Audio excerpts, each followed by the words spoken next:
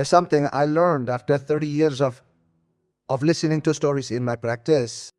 Something that forever changed the way I view human conflict. What I'm going to share today will make many people uncomfortable because it demolishes a belief that our culture holds, that expressing and economy is healthy, that arguing is solving, that insulting when we're hurt is defending our dignity. But if you stay with me until the end, I'm going to reveal you what really transforms an argument into connection, what psychoanalysis covered about silence that heals and words that kill. Adika, stay until the end because this can change your relationships forever. And before I continue, I have to ask you something. Subscribe to this channel. Leave me a comment below telling me if you've ever felt like your words in the middle of an argument destroyed something that you couldn't rebuild. Because what we're going to talk about today involves all of us. Absolutely all of us. I'll share a story from years ago. I was at a conference in Buenos Aires. One of those nights when the theater is back with the people looking for answers. Sari Shaku. At the end, as I always do, I opened the floor for questions. A man stood up. He must have been about 50 years old. His voice was shaking. Gabriel told me I said something to my wife that I can't get out of my head. It was in a fight 2 years ago. A single sentence, 5 words. And since that day, she's looked at me differently. How do words melt away? I was silent for a few seconds, as was everyone else in the room, because that question is at the heart of everything we're going to talk about. Words don't melt away. Words leave a mark. They tattoo. They stay in the soul of the other person like a stain that doesn't fade with time, does it, Lime? And most of us think that an apology is enough, that by forgiving someone who is angry, everything will go back to the way it was before, but that's not the case. It doesn't work that way. When we insult, when we shout, when we let the venom of our anger spill out into sharp words, Akin, we are doing more than expressing a feeling. We are attacking and psychoanalysis has taught us something fundamental. Behind every insult is an unconscious desire to destroy. It's no coincidence that we choose the words that we know will hurt the most. We know the other person, we know where their wound is, and we aim there, like an expert archer who never misses. Remember this, anger is legitimate, it's human, it's inevitable. What we do with that anger is our responsibility. Patricia came to see me on a Tuesday afternoon. She was 42 years old, had 2 teenage children, and had been married for 20 years, which she described as a constant battlefield. She told me, Gabriel, my husband and I argue about everything, about money, about the kids, about who left the light on, about who... And every time we argue, I change my mind and say horrible things to him. Afterwards, I feel like crap, but in the moment, it's like someone else speaking for me. I asked him what kind of things he was saying. He stared at the window of my office, the window that had seen so many tears, so many confessions, so many... I told him he was useless, that I regret marrying him, that my friends have better husbands, things like that. Hey, Con. And how do you feel afterwards? I asked him. Empty, guilty, but also justified, you know, because he also says ugly things to me. That's the point. There's a logic that we install in our relationships, a logic of emotional revenge bench. If you hurt me, I hurt you. If you yell at me, I yell louder. If you insult me, I insult you back multiplied. As if love were a battlefield where the one who causes the most damage wins, but no one wins in that war. Everybody loses. Do you know what the deepest problem is with arguing, insulting, letting anger rule our words? All of them. That every time we do it, we are consolidating a relational neurosis. It is a term I use to describe how our relationships become sick when we repeat the same destructive patterns over and over again. Freud spoke of the repetition compulsion, that conscious tendency that we humans have to repeat painful sessions to recreate scenes of suffering, as if we were trapped in a script that we cannot change. And in fights, that is exactly what happens. We argue about the same thing with the same words, with the same shouts, hoping that this time it will be different. But it never is. Because the problem is not the subject of the argument. The problem is how we relate to each other when there is conflict. I have to tell you something that left its mark on me when I started studying psychoanalysis. I was reading a text by Lacan about the imaginary register, about how we code an image of the other and how we relate to that image more than with the real person. And that's when I understood something. When we argue, when we insult, we're not talking to the other person.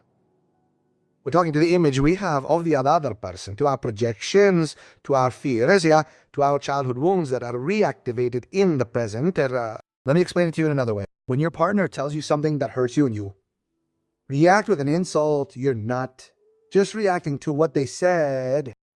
You're reacting to all the times you felt unheard in your life, to all the times you felt disrespected, to all the wounds that haven't healed yet. Then the other person becomes the repository of your history, of your accumulated pain, and you punish them for something that completely exceeds what's happening at that moment. This is what in psychoanalysis we call transference. And transference doesn't just happen on the couch. It happens all the time in our most intimate relationships. Marcos, a patient of about 35 years old, told me that every time his girlfriend made comment about his work, he exploded. He exploded. He told me that I could look for something better, that I have potential, and I go crazy. I yell at her. I tell her not to interfere in my life, that she doesn't know. I asked her what was behind such a disproportionate reaction. It took several sessions, but the answer finally emerged. Throughout his childhood, his father had told him that he would never amount to anything, that he was a failure, that he was good for nothing. Every time his girlfriend talked to him about her job, Marcos didn't listen to his girlfriend.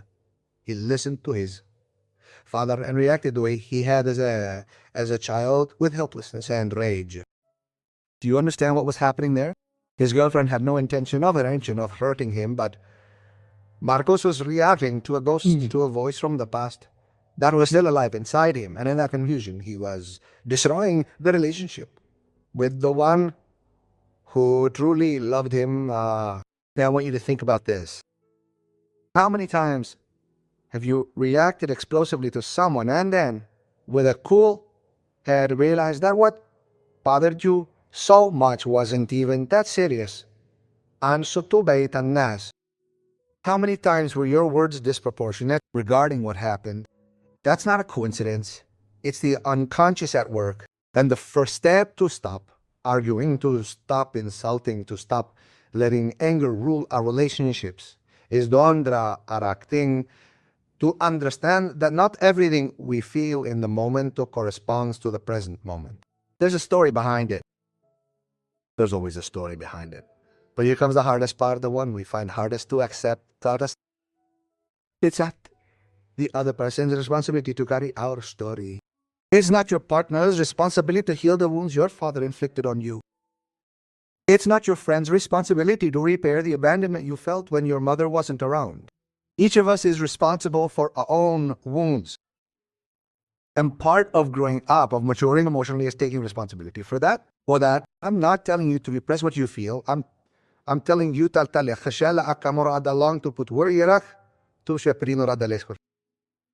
learn to express your anger without turning it into a weapon. To learn to connect with what's really happening to you instead of venting your venom on the person next to you. I'm going to tell you something that may sound provocative. Most arguments aren't about what we think they are. We argue about money, but we're really arguing about power. We argue about schedules, but we're really arguing about recognition. We argue about household chores, but we're really arguing about love, about being valued, about feeling important to the other person. And when we don't understand this, when we don't get to the bottom of what's really happening to us, we fall into the trap of superficial fights that repeat themselves over and over again, because we never get to the real heart of the problem. There's a concept in psychoanalysis that I find fascinating. The symptom is a coded message from the unconscious. When something hurts us, when something bothers us, we don't always know what it really is. The symptom, the excessive reaction, the explosive anger, these are ways in which our unconscious tries to tell us something that we can't put into words yet. That's why it's so important to pause before reacting, before yelling, before insulting. Ask yourself, what's really happening to me? What's really hurting me? Laura came to my office after a devastating breakup. She told me, Gabriel, my marriage ended because of my mouth. I couldn't stop. Every time I was angry, I would say horrible things to my husband. And at first, he put up with it, Aaron. Then he started defending himself, and we ended up destroying each other. When he told me he was leaving, I realized that I had lost him forever, and that it was me. I had destroyed him. I asked him if he had tried to stop before, if he had ever realized what he was doing. Yes, he told me through tears 1,000 times. But in the moment of anger, it was stronger than me. It was like a wave that swept me away. That is one of the most accurate descriptions I have ever heard of what happens when we lose emotional control. It's like a wave. It sweeps you away. It carries you away. And before you know it, you've said what you shouldn't have said. You've done the damage. There's no going back. But here's the key I want you to understand. That wave is not inevitable. You can learn to see it coming. You can learn not to get carried away. You can learn to choose how you react to. And you know how to do that with something that seems simple but is the most difficult thing in the world. With awareness, with the ability to observe yourself in the moment when anger is arising, with the ability to feel the anger without acting on it. Freud spoke of the difference between acting and working through it. Acting is letting your impulse rule you, doing the first thing that comes to mind, yelling, insulting, banging the table, leaving, slamming the door, leaving, slamming the door. Working through it is doing psychic work with that impulse. It is thinking, it is putting into words what is happening to you. It is transforming destructive energy into something constructive. In that, brother, that is what truly transforms a relationship, not the absence of conflict. The ability to navigate conflict without destroying the other person. Now I'm going to tell you something that happened to me and my partner many years ago. We had a big fight, the kind that you feel is about to break everything, and I was so angry. I felt like I was right that she wasn't understanding me, that I had to make her see her mistake. And at one point, just when I was about to tell her something that I knew would hurt her, I stopped. I don't know where it came from, but I stopped. I went to another room, sat down, and began to wonder what was really happening to me, why I was so angry, what had triggered this intense reaction. And there it came. It wasn't what she had said. It was that I had felt invisible. I had felt unappreciated, and that feeling connected me to something very old, very much from my childhood, where I felt like I had to earn my keep, to be seen, to be important. When I got back to the room where she was, I spoke to her from another place. I didn't say, you made me feel bad. I said, I felt invisible, and that hurt me, and I reacted from that pain. Do you know what happened? She softened, came closer, hugged me, and said, I didn't mean for you to feel that way. And something that was about to become a catastrophe turned into a moment of profound connection. That's what happens when we stop attacking and start showing ourselves vulnerable. The other person can receive us. I want you to do something right now while you're listening to me. Think about the last fight you had with someone important to you. It could be your partner, your child, your parent, a friend. Relive it for a moment. Remember what you said to each other. And now ask yourself, what was I really feeling at that moment? What did I need that I couldn't ask for directly? Because therein lies the secret. Behind every insult is an unspoken need. Behind every cry is a plea.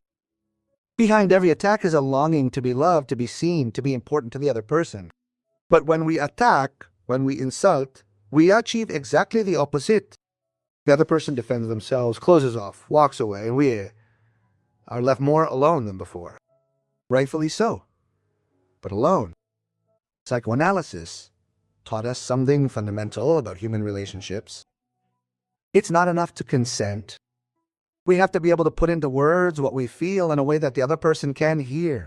And when we're in the middle of an argument with anger, gets the better of us, the words we choose are the worst. They're words that hurt, that accuse, that destroy. They're not words that connect, that open up, that build bridges. That's why it's so important to pause, to take some time before you speak, to breathe, to slow down, to ask yourself what you really want to achieve in this conversation. Do you want to win? Do you want the other person to admit that they're at fault? Or do you want to connect, to understand each other, to find a way out together? Because if what you want is to win, you've already lost. Relationships aren't about winning. They're about understanding each other. It's about taking care of each other. It's about building something that goes beyond individual egos and egos. There's a phrase by Laka that's always stuck with me. The unconscious is the discourse of the other person. What does this mean? That much of who we are, what we feel, how we react, is constructed by the voices of others that we internalize. The voice of our parents, of society, of culture. And many times when we argue, it is not our voice that speaks. It is the voice of those internal others. Let me give you a specific example. Roberto came to therapy because his wife had told him that if he did not change the way he reacted, she was going to separate from him. Every time we argue, I get violent. I do not touch her. But I yell, I throw things, I tell her that she is hysterical, that she drives me crazy. I asked her what her father was like. She fell silent, and then she told me my old man was the same. I yelled at my mother all the time. When I was a child, I swore to myself that I would never be like him. And look what I ended up being. That is repetition, compulsion at its finest. We repeat what we swore not to repeat. We become what we feared most to be, and we do so unconsciously without realizing it until realizing it. Until life throws our backs up against the wall and we have no choice but to look ourselves in the mirror. Roberto had to do some deep work. He had to see that when he yelled, it wasn't him who was yelling. It was his father yelling through him. It wasn't unconscious. Comandanda sip al orrei. Ilak bais marstato nenalipaw. At targinar rihar lorn yarar shardorar rihar lorn marsargar lar kavreners. And the hardest part of all this is that no one teaches us any other way. As children, we see how our parents relate to each other, how they resolve conflicts, how they express anger, and that is engraved in our psyche as if it were the only possible way to do things. As adults, we reproduce those patterns without questioning them until something breaks, until someone we love tells us, enough for it, I'm leaving. And that's when, only then, we realize that there's a problem, Bamba. But let's get back to what really matters. What do we do instead of arguing, insulting, letting anger take over? Here comes the practical part, the one you may have been waiting for all along. And I'll tell you something. It's not easy. It requires practice, awareness, and above all, it requires a decision. The decision that the relationship is more important than you. The need to be right. The decision that the other person is more important than your ego. The decision that you want to build instead of destroy. First of all, you have to learn to recognize your body's signals when anger is emerging. Anger doesn't just appear all of a sudden. There are previous signals. You feel heat in your chest, your heart races, your muscles tense, your breathing becomes faster. Learning to recognize these signals is essential because right there, before everything explodes, you have a window of opportunity, a window where you can choose. And in that moment, the most powerful thing you can do is simple but difficult to keep quiet. I'm not saying hold it in. I'm saying shut down for a moment, pause, remove. Remove yourself from the situation if you need to. Say, I need a moment, and take that moment. Do you know why this is so effective? Because anger at its most intense is like a wave that peaks and then subsides. If you can stop yourself from speaking or acting at the peak, if you can let that wave pass, you're going to be able to speak from a completely different place. You're going to be able to access your words instead of your screams. You're going to be able to express your hurt instead of inflicting hurt. There's something else you need to understand about anger. Anger is almost always a secondary emotion. Behind anger is something else. Fear, sadness, disappointment, frustration, hurt. Anger is like armor that we put on so that we don't feel that vulnerability that's underneath. Think about it. A child cries when they're afraid, when they're sad, when they're lonely. But as we grow up, especially boys, we are not crying is weak. That showing vulnerability is bad, that you have to be strong, act. So we learn to transform all those emotions into anger because anger seems more powerful, more controlled, but that transformation has a very high cost. It distances us from what we really feel. It distances from our emotional truth, and above all, it distances us from others. Because anger creates distance, while vulnerability, it creates connection. Sophia came to see me after her told her that she was too aggressive. She told me that every time he was late or didn't fulfill a promise, she would explode. She yelled at him, telling him that he was responsible, that she couldn't trust him. And what do you feel when he's late? I asked her. Anger, she answered almost automatically. But before the anger, what do you feel? She thought for a moment, and then with eyes filling with, he said to me, I feel like he doesn't care about me. I feel like I'm going to end up alone like my mom. There it was. The fear of not being important, the fear of abandonment, hidden behind a mask of anger. And as long as she continued to react from anger, her boyfriend would never be able to understand what was really happening to her. He would never be able to connect with her pain, with her fear. There would only be aggression. And probably sooner or later, precisely what she feared the most would be confirmed. It's a cruel paradox. We do exactly what will generate what we fear the most. We defend ourselves by attacking. And by attacking, we push away the one we most want to stay. So, going back to the key question, what to do instead of arguing, insulting, exploding? First, pause. I stated this before, but reiterated, it's crucial. When you feel anger coming, stop no matter what's happening. No matter what someone just told you, stop. Breathe. Breathe. Count to 10. Leave the room if necessary. This pause is not about escaping. It's about giving yourself the space to not do something you're going to regret. Second, ask yourself what you're really feeling. Reduce the anger to the underlying emotion. Is it fear? Is it sadness? Is it frustration? Is it a feeling of being unappreciated? Identifying the real emotion. Key to being able to communicate it later. Third, when you talk to the other person, again, speak from your experience, not from an attack. Instead of saying, you're always late, you're irresponsible, say, when you don't show up on time, I feel unimportant, it hurts me. It hurts me. But I need you to understand that that's important to me. Do you see the difference? In the first case, you're attacking the other person, making them responsible for your discomfort, putting them in a box that's hard to get out of. In the second case, you're sharing your experience, your pain, your need. And when you speak from there, from a place of vulnerability, the other person is much more likely to listen to you and empathize with you. There's a patient of mine, Antonio, who after months of work achieved an impressive change in his relationship. He told me, Gabriel, I had a situation with my wife that would have ended in a horrible fight before. What she said about the way I parent truly wounded me. very, very deeply within. I felt like yelling at her, telling her that she's not perfect either, bring out all the artillery, but I remembered what we talked about here. I went to the bathroom, closed the door, took a breath, and felt my whole body shaking with anger.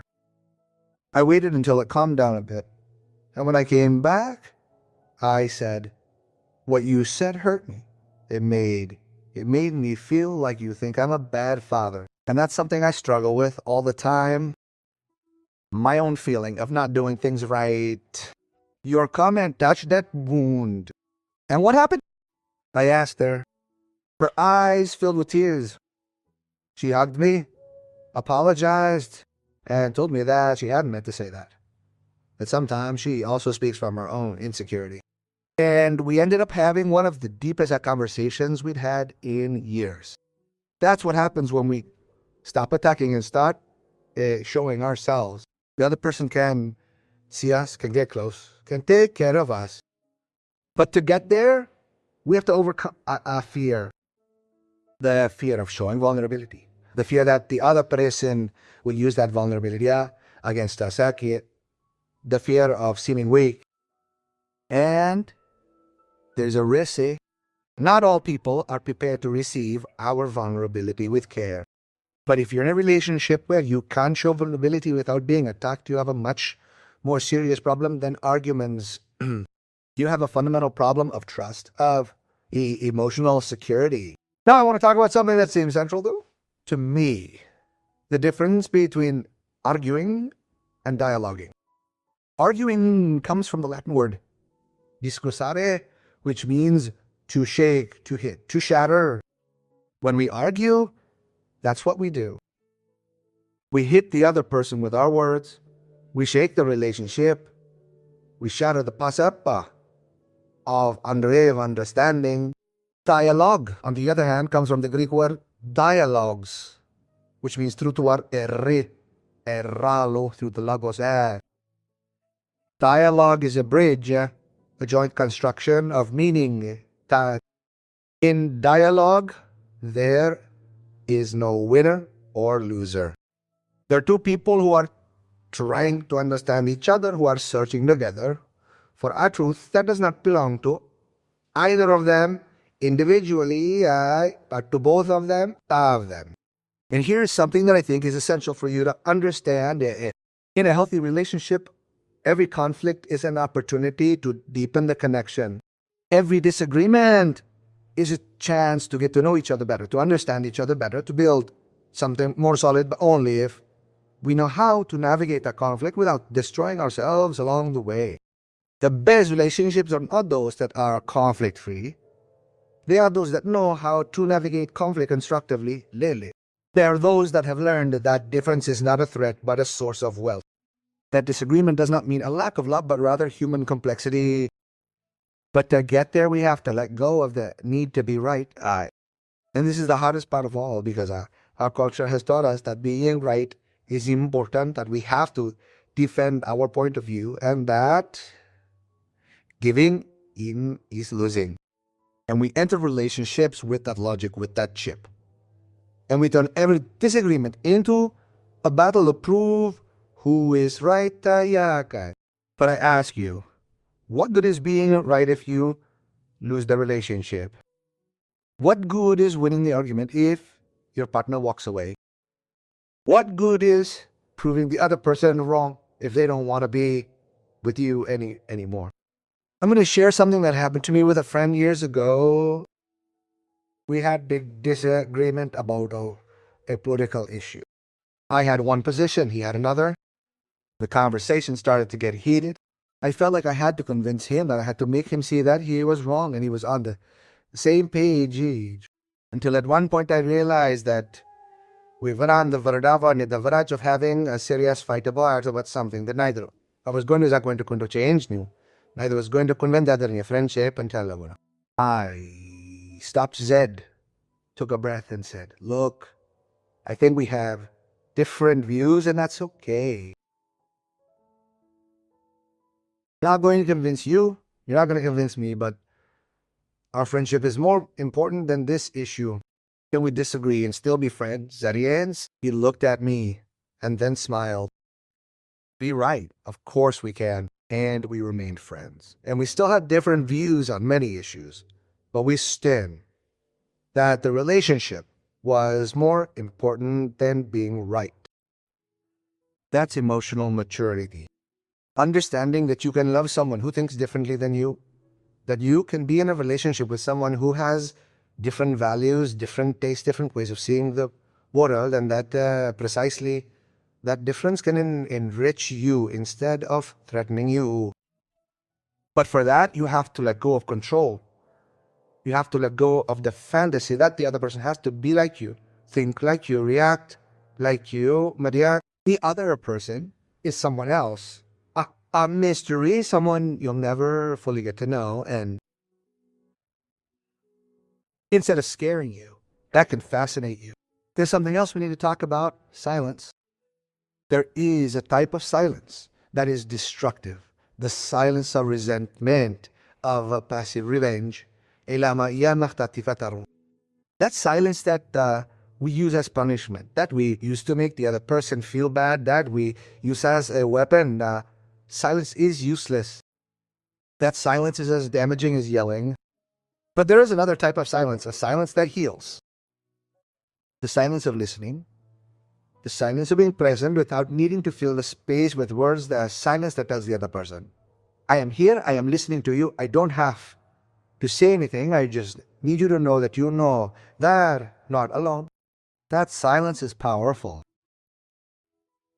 That silence builds bridges. That silence is an act of love. And there is also the silence of the pause that we have already discussed. The silence that you choose when you feel that if you speak now, you will destroy something. That silence is not cowardice. It is wisdom. It is understanding that there are times when the best thing you can do is do nothing. Mariana told me in a session, my husband has the habit of staying silent when we are in the middle of an argument, and that drives me crazy. I feel like he's punishing me with his silence, that he doesn't care about what I'm saying. I asked her if she had ever asked her husband what happened when he stayed silent. No, she replied. I'm assuming he just doesn't give a shit. Why don't you ask him? In the next session, she came and told me that she had talked to him, and her husband had explained that when he stayed silent, it wasn't because he didn't care, it was because he came from a family where arguments were violent, where his father yelled at his mother, where fights ended with slamming doors and things getting broken. And he had learned as a child that when emotions got intense, the best thing to do was to stay quiet so as not to hurt anyone. So as not to. It was his way of protecting her, of protecting himself. Do you see the shift in perspective when we understand their story? What Mariana interpreted as indifference was actually a protective mechanism. What she experienced as abandonment was a desperate attempt to not repeat the destructive patterns he had experienced as a child. This brings me to something crucial. Before you interpret someone else's behavior, ask questions. Before you assume you know their motives, ask some questions. Because most of the time, what we interpret as attack or indifference is actually fear or hurt. I want you to think about the people you argue with the most. Who are they? Your partner? Your parents? Your children? A coworker? And ask yourself what's really at stake in those arguments. What are you arguing about deep down? Because I can assure you that we rarely argue about what we think we are arguing about. We argue about things that are superficial, but there are layers and layers underneath. And until we get to those deeper layers, until we put into words what's really going on, we're going to keep arguing about the same stupid things over and over again. I remember a couple who came to see me. They said they argued about everything, how to raise their children, about money, about schedules, about where to go on vacation. Every issue was a battlefield. And after several sessions, it began to emerge what was really going on. She felt alone in the marriage. He felt overwhelmed by her demands, and neither had been able to say how I feel lonely or overwhelmed. So they will fight over logistics, over practical decisions. But the real issue was emotional. When they were finally able to talk about it, when they were able to be vulnerable with each other, now the arguments over superficial issues began to disappear because they had gotten to the core, they had gotten to the truth.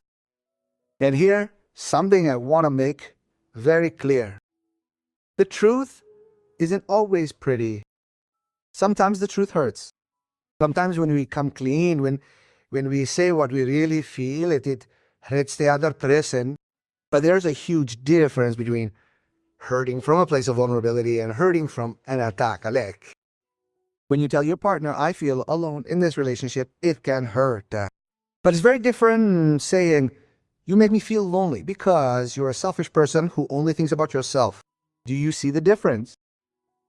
In the first case, you are sharing your experience. In the second, you are attacking their character. In the first case, you are opening the door for a conversation. In the second, you are slamming it shut. There is something Freud said that I think is very wise. The self is not the owner of its own house. He meant that we do not have as much control over ourselves as we think, that there are unconscious forces that govern us, that make us act in ways that we later do not understand. And this is especially true in conflicts. Iteta. How many times have you reacted in one way and then thought, I don't know what happened to me, I am not like that, or that is the unconscious at work. Those are the parts of us that we do not know about, that we do not control, that emerge. And this is where something fundamental comes in that I would like you to understand. You will never fully control your own emotions. You are not always going to be able to avoid anger, resentment, frustration. That is human. That is inevitable. But what you can control with practice and awareness is what you do with what you feel. You can feel a terrible rage and still choose not to insult. You can be furious and still choose not to yell. You can be hurt and still choose not to take revenge. That ability to choose, that ability to put a space between stimulus and a response is what makes us human. It is what differentiates us from animals that simply react on instinct. Viktor Frankl, the Austrian psychiatrist who survived the Nazi concentration camp, said something beautiful. Between stimulus and response, there is a space. In that space lies our power to choose our response. In our response lies our growth and our freedom. That space is where we live our humanity. That space is where we decide who we want to be. That space is where we choose not to repeat the destructive patterns that we were taught not to become, like our parents, not to do the harm that they did to us. But that space must be cultivated, it must be widened, it must be practiced, it must be found. And that requires work. It requires therapy. It often requires looking in the mirror without lies. It requires facing the parts of ourselves that we don't like, that we're ashamed of, that we'd rather not see. There's something I'd like you to do this week. It's a simple but powerful exercise. When you feel anger beginning to surface during an interaction with another person, here's what to do. Put one hand on your chest. Feel your heart beating. Take 3 deep breaths and ask yourself, what am I really feeling right now? What do I need that I'm not being able to ask for? And then if you can, share it with the other person, not from a place of complaint, but from a place of honesty. I'm feeling this. I need this. It's going to be uncomfortable at first because we're not used to showing ourselves like this, because we've been taught that showing emotions is weakness. But I promise you something. If you do it, if you dare to be vulnerable, you're going to see changes in your relationships that you never imagined possible. I want to tell you something about forgiveness, because many people believe that forgiving means forgetting or pretending that nothing happened or justifying what the other person did. None of that is true. Forgiving is letting go of the poison that you carry inside. Forgiving is deciding that you are not going to continue carrying the resentment, the anger, the desire for revenge. You are not doing it for them. You are doing it for yourself because that poison is killing you, not the other person. Something important you must know. Forgiving does not mean staying in the relationship. You can forgive someone and still decide that you do not want to continue with that person. Forgiving your ex is one thing. Knowing a reunion is best for you is another. Forgiving is an internal act. It is a personal liberation. It is not a blank check for the other person to continue hurting you. Claudio came to see me after discovering that his wife had cheated on him. He was devastated. He told me, Gabriel, I don't know if I can forgive her. I don't know if I can continue with her, but I can't leave her either. I have so much hatred inside that I don't know what to do with it. I told him something that made him think. Forgiveness is not for her. It's for you. Because as long as you don't forgive, as long as you keep carrying that hatred, she's going to continue to have power over you. She's going to keep occupying your mind, your heart, your energy, and you deserve to be free of that. It took him time. It took work, but he was finally able to forgive. And something interesting happened. When he forgave, when he let go of the poison, he was able to see clearly whether he wanted to continue with her or not, because while he was blinded by hatred, he couldn't think. He could only react. In the end, he decided to separate. But he separated in peace, without revenge. Simply recognizing that the relationship was over, that he couldn't rebuild trust, that each one of you had to move on. That's maturity. That's knowing how to close a cycle without destroying your entire journey. There's another issue we need to talk about, the insults that we say things without meaning to. Those things we blurt out in the middle of an argument and then say, I didn't mean it, I was angry. But there's something you need to understand here.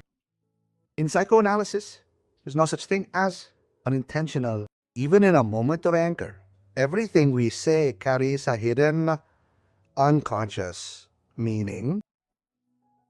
It reveals something about what we're thinking, what we're feeling, even if we don't want to admit it. When you tell your partner, you're hysterical. When you tell your child, you're useless. When you tell your friend, you're a traitor. You're not saying it by accident. You're thinking it on some level.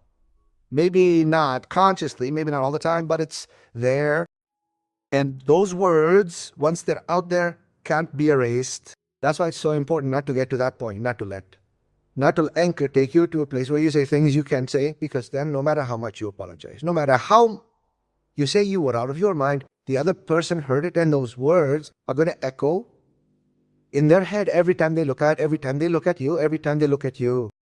I've seen relationships, they a single sentence. A sentence said in a moment of anger that touched a wound so deep that there was no way to heal it. A sentence that confirmed a fear the other person had always had. A sentence that broke trust in a way that time could not repair. That's why I tell you, shut up before you insult. Walk away before you say what you don't mean. Ask for a time before you destroy what was built, because some things, once out of be, and him can't be fixed. I want to talk to you now about something I see a lot in my office, passive communication. That way of expressing anger without expressing it directly. Sarcastic comments, innuendos, playing dumb, saying it's okay when something is clearly wrong. That form of communication is toxic because it doesn't solve anything and it poisons everything. When you can't directly say what's bothering you, when you have to resort to innuendos, irony, sarcasm, you're creating more distance, more confusion, more resentment. Fernanda told me that when my husband bothers me, I stay quiet. I don't say anything, but about the things I know are important to him. Para mom. If he asks me for something, I say no. If he wants to have sex, I make up excuses. It's my way of making him pay for it. And how does that strategy work? I asked her. Horrible, she replied. because he doesn't understand that I'm charging him. And I feel worse and worse because I'm acting like someone I don't want to be. That's the thing about passive-aggressive communication. Nobody wins. The other person doesn't understand what's going on. And you become a manipulator, someone who uses emotional punishment instead of direct conversation by you. And all of this comes from the same place. The fear of showing up. The fear of saying what you did hurt me. The fear of being direct. Because being direct implies vulnerability. It implies running the risk that the other person will tell you, I don't care, or that you're exaggerating. But that risk is part of human relationships, and when we don't take it, when we hide behind passive aggressiveness, we are killing the relationship little by day with small doses of poison. There's a question that I get asked a lot. Gabriel, is it wrong to get angry? And my answer is always the same. It's not just wrong, it's inevitable. Anger is a basic human emotion. We all get angry. The problem isn't anger itself. It's what we do with it. Anger can be an important signal. It can be telling you that something isn't right, that a boundary is being crossed, that a need isn't being met. The problem is when anger becomes the only way you have to express your discomfort. When every time something bothers you, your automatic response is to explode. And here I want to make an important distinction. Expressing anger is not the same as being violent. You can tell someone, I'm very angry with you, without yelling, without insulting, without being aggressive. You can express your anger firmly, clearly, and still with respect. The problem is that many of us confuse expressing anger with venting. Venting is throwing everything at the other person, without filter, without pause, without awareness. Expressing is communicating what you feel in a way that the other person can hear. And in order to express, instead of venting, you need two things: self-awareness and emotional regulation. Self-awareness to know what's really happening to you. Emotional regulation to be able to modulate the intensity of your response. These two things are learned. We are not born with them, and many times they require professional help.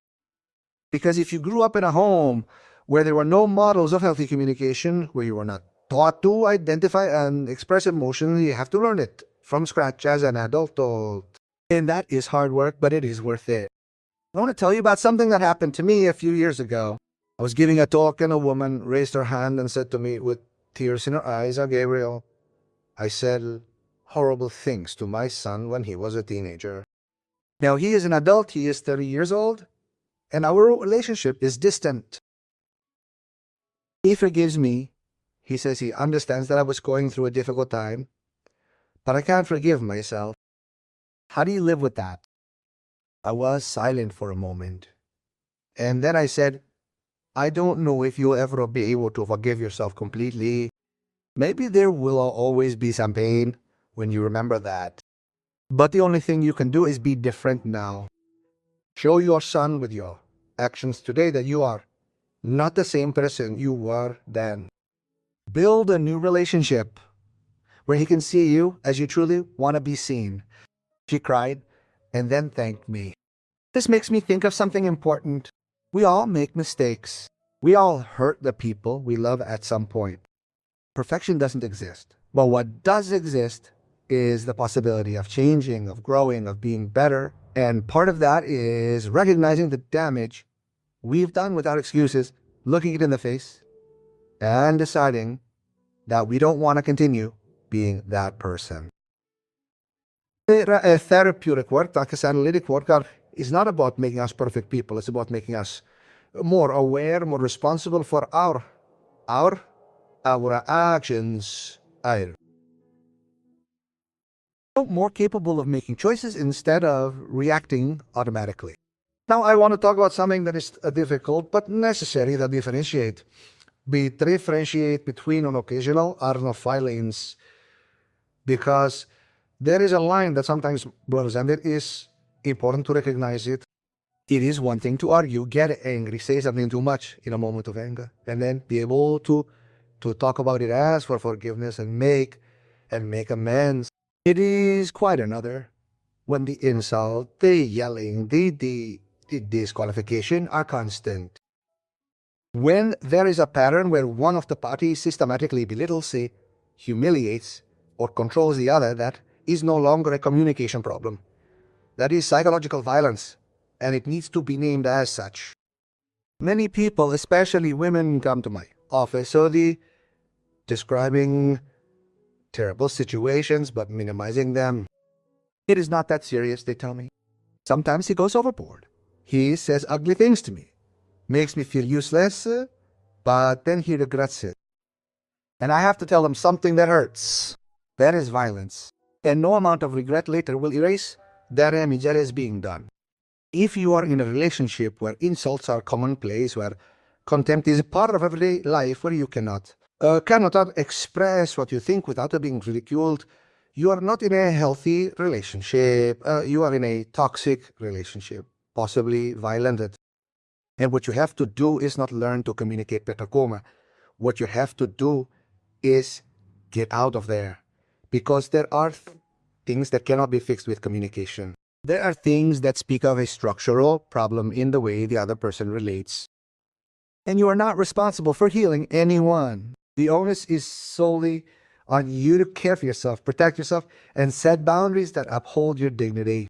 Returning to the main topic, what can we do instead of arguing, insulting, letting anger take over?